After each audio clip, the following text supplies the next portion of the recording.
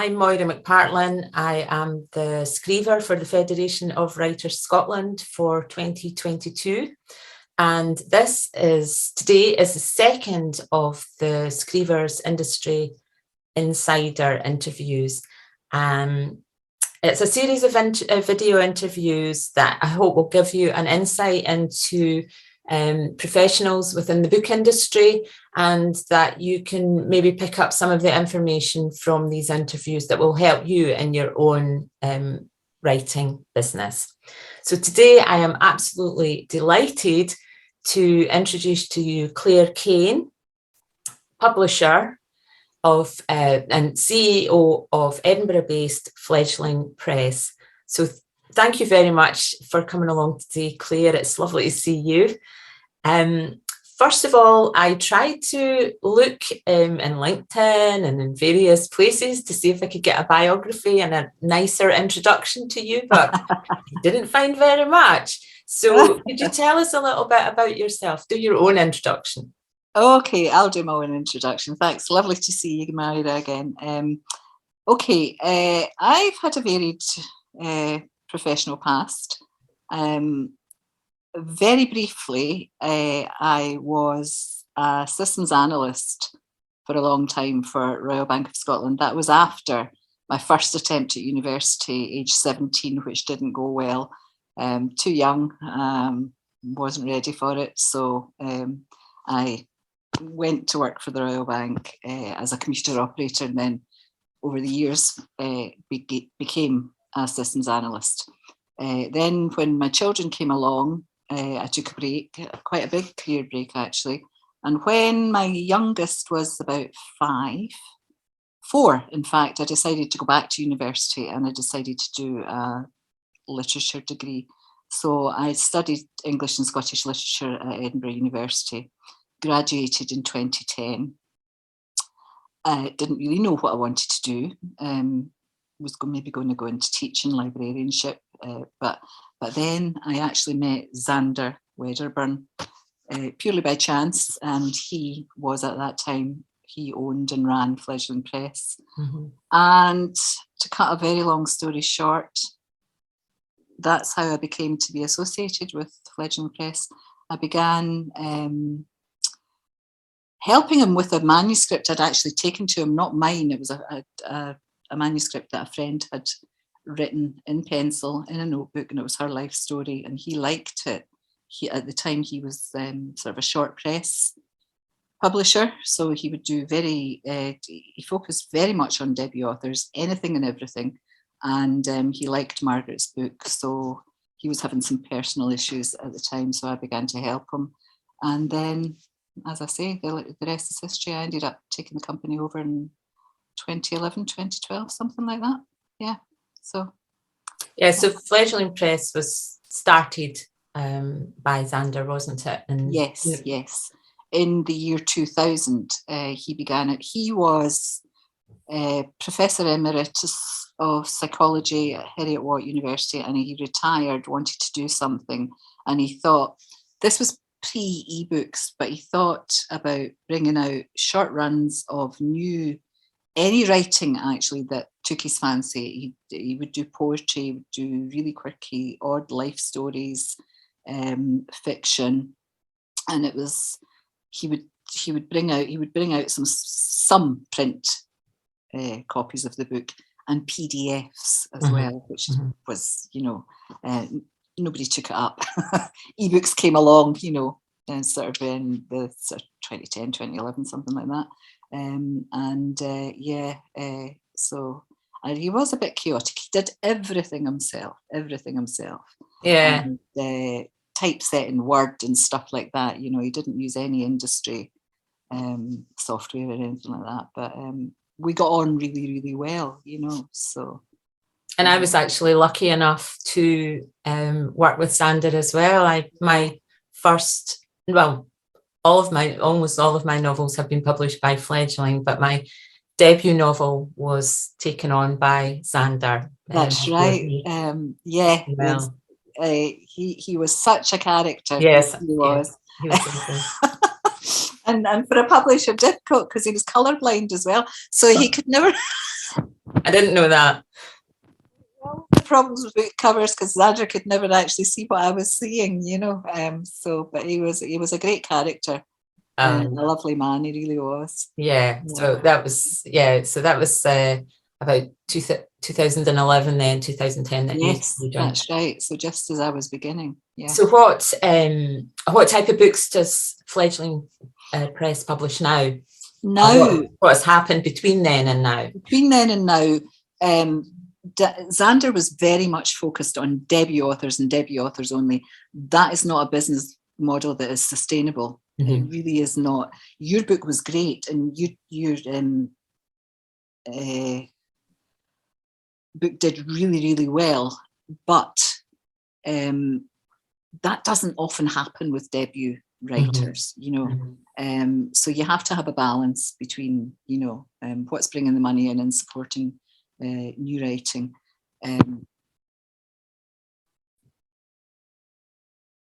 As I already said, did a myriad of things. We now focus on crime fiction, which is what pays the bills, really. And YA, that too actually is very popular. Yeah. We do some life stories with a twist still, but it will have to be, they're usually Scottish-based people, you know, not personalities, ordinary people who have done something unusual with their lives. For example, this year we're bringing out the memoir of a woman called Trishna Singh, who founded social enterprise Sikh Sanjog in Leith 35 years ago. She's a first generation Batra Sikh woman and has battled that culture the whole way through. You know, she had an arranged marriage. Mm. It's a very, it's, culturally, women are oppressed in that culture. But she kind of, the religious background to that, to the Sikh religion, the Batra Sikh religion, believes men and women are equal. That's been lost in translation over many, many hundreds of years. But she has spent her life really working against that and introducing women back into jobs and community stuff. Fantastic, really amazing woman. Yeah. So we're doing that this year. We do some historical fiction, and very lately, just in 2020, in fact, I decided to do a little bit of contemporary fiction. Uh-huh. So we've published Ross Sayers and we've published Kirkland Caccione, and I've just actually read another book of Kirkland's, which very probably we will be, once it's sort of tweaked, we'll probably be taking that on. That's good. That's excellent. Yeah, it's definitely a very diverse catalogue that you have now, isn't it? It is, and it's really down to the fact that I'm commissioning editor, so I take on what I actually like, it doesn't have to. Occasionally people will send me, I mean, for example, last year we did Alex Nye's Even the Birds Grow Silent, which is effectively short stories, mm-hmm. But they're all kind of linked. There's a theme running through. I don't normally do short stories, but if something takes my fancy, I will occasionally step outside, you know, our guidelines, as it were. And you accept submissions direct from authors. Do you still do that? We do. You don't have to go through an agent or anything like that. No, not at all. We will, as long as you read our guidelines, you know. Yeah. So what sort, when you must have a huge amount of submissions to get through. What are the things that you are looking for then when you're reading your submissions? What stands out for you? The first thing, and this sounds really basic and it sounds like it's not related actually, because writers always think that the most important thing is the story, but actually the most important thing for me is the presentation. Right. If you've just dumped your brain onto paper and you've given no thought, if you're a new writer, you've given no thought to how you're presenting that, you know, if it's single spaced, if you're not sure about punctuation, you're not sure about paragraphs, etc., etc., etc., it's really off-putting. And actually, it most likely won't be read. Yes. It just won't. The other thing is, obviously, it's got to engage the reader from the very first page. You can't really spend 3 chapters world building, and setting the scene. So I really what I look for is engaging writing from the get-go and presentation. Yeah. That those are the main two. And the fact that you've actually listened to or read and understood our guidelines. We don't do middle grade, for example. We say that on our submission guidelines, but we get a phenomenal amount of middle grade stuff. And I'm now, I used to reply to every person that submitted, but now we don't. If you haven't followed the guidelines, it's deleted without being read. Yeah. That's fair enough. It's harsh, but you can't. You could get bogged down in submissions all day. Yeah, no, I can't even imagine what your slush pile must be like. It's great. Must be incredible. So we are just, well, we're not even out of it yet, but we're coming to the end of this sort of horrific pandemic, or easing off from the pandemic. So how hard has COVID hit the publishing industry? And obviously I can't speak for the Big Five. I think they've weathered the storm really well, I think it was probably in some ways quite good for them, For smaller publishers, for us in particular, I was very surprised that we actually survived 2020. Yeah. I really was. We were not, nobody was prepared for what happened. When everything shut down in March, we had just launched our first book. Well, we were just about to. March the 26th was going to be the launch of our first novel of the year. And that turned out to actually be really successful. It was Whirligig by Andrew James. Oh, yeah, that was successful, yeah. Yeah, really disappointing for him, though. I mean, he met all our debut criteria, etc., etc. It was hugely disappointing for him. He didn't get a launch. He didn't, it was really difficult to actually introduce him to the publishing world because we were all stuck in our houses, but his book did really, really well. We were supposed to publish another 6 or 7. I took the decision, we're just going to shut down for about 6 months. Yeah. And move the 2 other books that we had ready out to the end of the year, because Amazon initially stopped taking orders for books. Oh, did they? Yeah. I didn't know that. Yeah. There was a real downturn in Amazon ordering because I think they were focusing on selling other products, Yeah. Oh, yes, of course. There was a huge demand on home delivery, wasn't there? That's right. And all the sort of restrictions and, distancing, social distancing and stuff, that plus our distributors couldn't cope either, because they too had regulations to follow, which meant, that I think their output dropped by half, So there were a whole load of sort of knock-on effects. Online sales then did go up. They did not, for us, make up the difference that we would have had from shops and from launches and, other events that we would maybe do with authors. But we survived. Yeah, we're still here, Yeah, that's good. But I would say it was really difficult for lots of people. Yeah, well, that kind of leads on to my next question, which is, all the libraries were closed, all the bookshops, nearly all the bookshops were closed, or some of them were doing sort of click and collect. No festivals. No. How important are libraries and festivals and books? Not so much booksellers. That seems obvious, but these other venues and outlets for you. Phenomenally important, really, really important. Libraries, are a great resource, and we try and use them for launches. We have some authors who just love holding launches in libraries.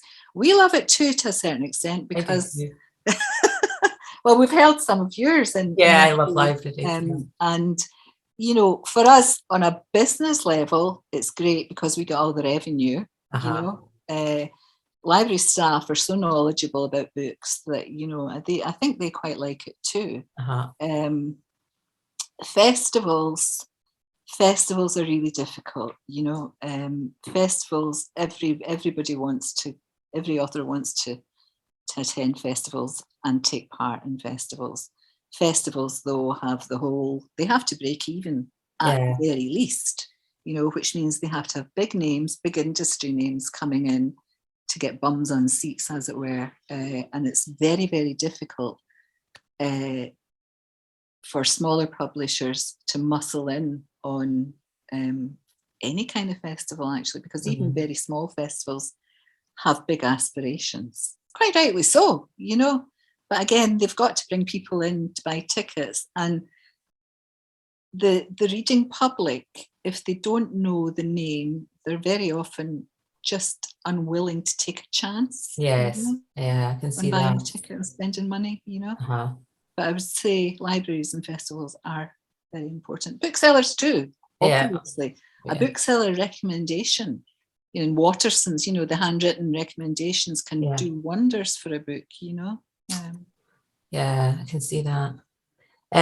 So what is an ordinary day for Clare Cain, CEO?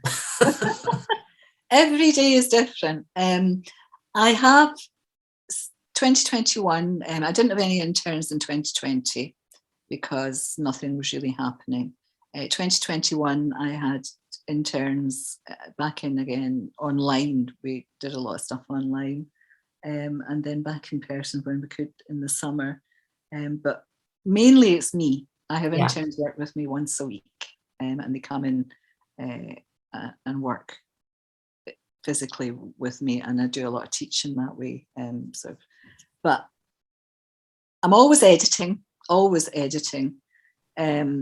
There's always admin to be done as well. You've got to keep an eye on sales. You've got to keep an eye on stock. You've got to make sure that the orders are going out, you know, and you've also got to sort of deal with queries from authors that are authors every day. But in the main, I do the majority of the work myself. So I'll edit, and then we're into the whole production process.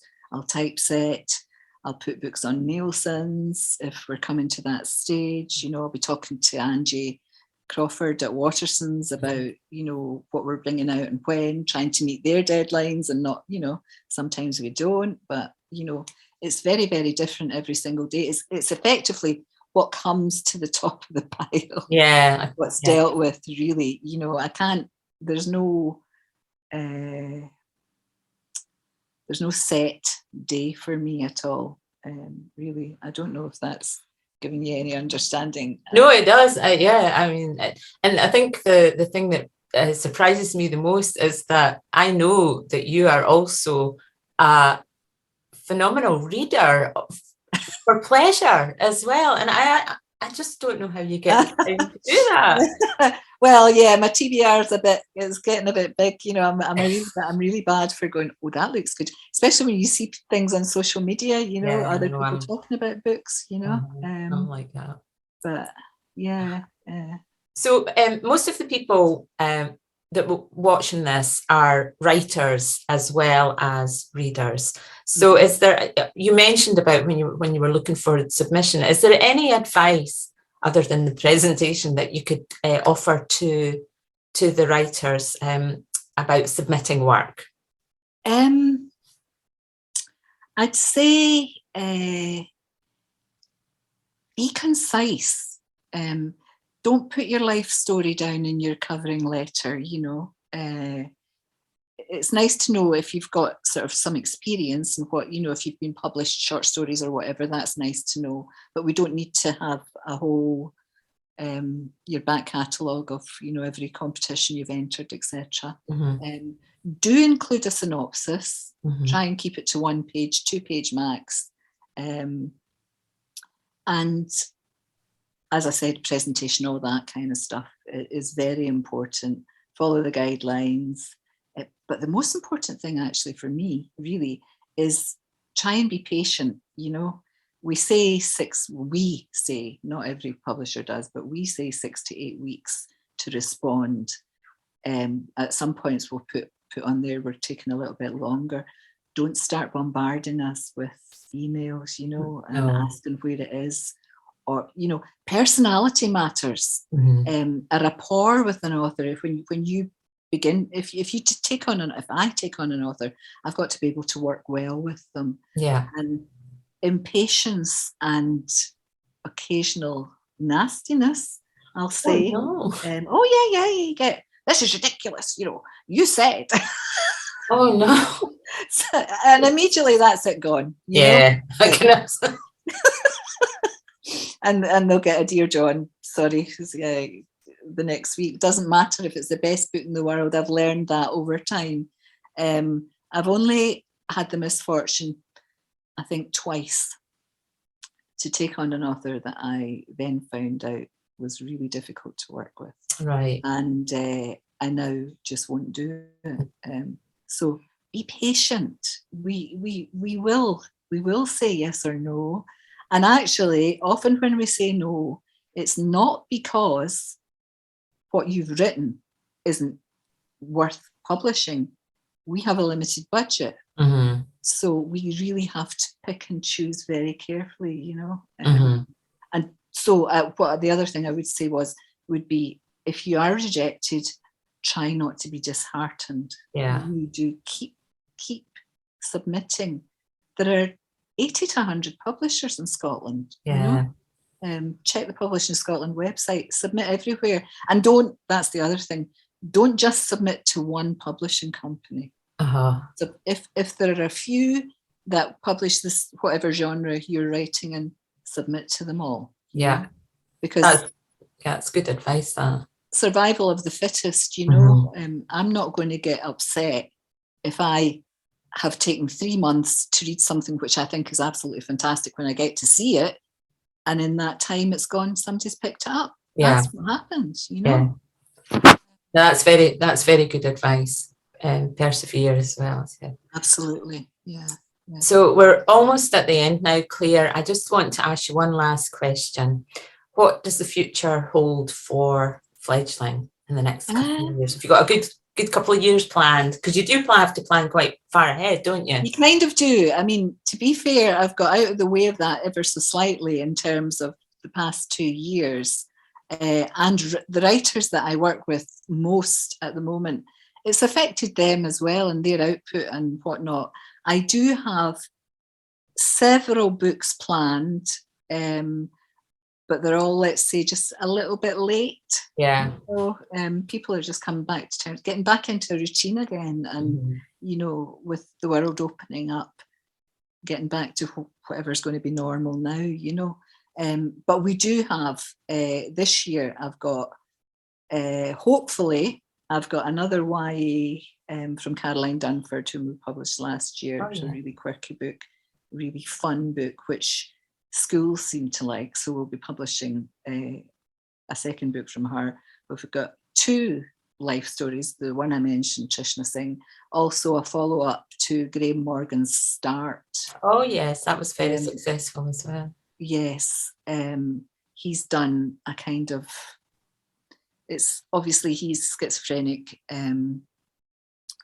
working in the mental health industry as a mental health professional, and he's written about actually now what's happened in the past 5 years between his first book coming out and this one. So bringing people up to date with his life, his kind of tribulations, a lot of grief, death, in there. It sounds really morbid. It's not, but it gives an understanding of how people who live with mental health issues cope and deal with everyday life, and when life gets really hard, they're not actually, Graham's not that different from you and I, really not at all, but I think it's interesting for other people to just sort of have another perspective. Yeah, that sounds really fascinating. Yeah. And crime, we've got a couple of crime fiction. The Wolf Hunters by Amanda Mitchison, which was another debut that we did last year. She's writing her second one. Andrew Gregg is writing. We published the second follow-up to his successful Whirligig last year. We published The Devil's Cut. He's going to write another one. And I've got a couple of other things in the pipeline as well. One from Kirkland Cajoni, as I mentioned. And yeah, well. Oh, it sounds as though you've got quite a busy time ahead of you. I do, but unfortunately it's not started this year yet in terms of, getting anything out there, but we will. Yeah. Yeah. Oh, well, I really appreciate, you just sound phenomenally busy, so I really appreciate you taking the time out today to talk to us. It's been really fascinating to listen to your story and how your publishing world works and how we can tap into that. It's great. So thanks again, Clare. And I'd just like to say that if you have any questions, I'm sure if you want to pop them in the comments box and the video, I'm sure I could take them back to Clare and Clare will be happy to answer them. Oh, absolutely. If anybody's got any, send me the questions through. I'll happily answer anything. And in the meantime, so thanks very much. And we'll be having another Industry Insider video coming out soon. So thanks very much. Bye-bye. Thank you.